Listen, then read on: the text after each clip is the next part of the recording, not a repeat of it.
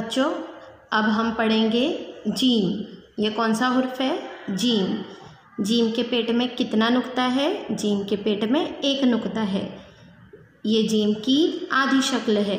Gym जब किसी हुर्फ में मिलता है तो उसकी शक्ल आधी हो जाती है। चलिए अब हम देखते हैं जीम की शक्ल। देखिए जीम से जीब, यहाँ देखिए बच्चों गौर से, जीम की शक्ल कैसी हो गई? आधी।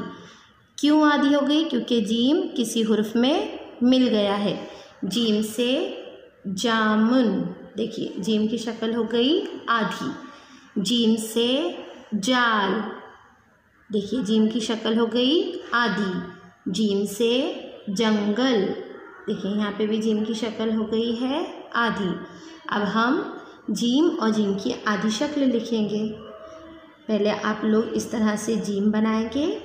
जीम बनाने के बाद आपको जीम की आधी शक्ल बनाना है। जीम के पेट में एक नुक्ता लगाएंगे। ये बन गई जीम की आधी शक्ल।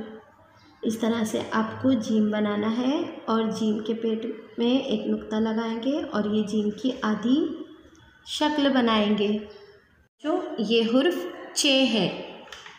चे के पेट में 3 नुक्ते होते हैं।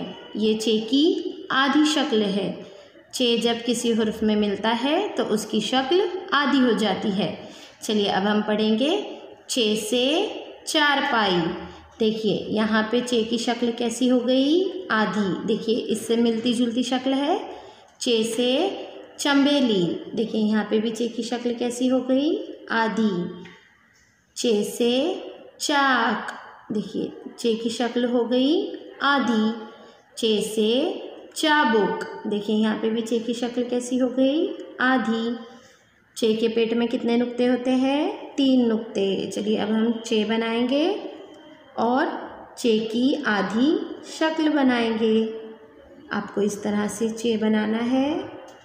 चे के पेट में 3 नुक्ते लगाएंगे और ये चे की आधी शक्ल बनाएंगे।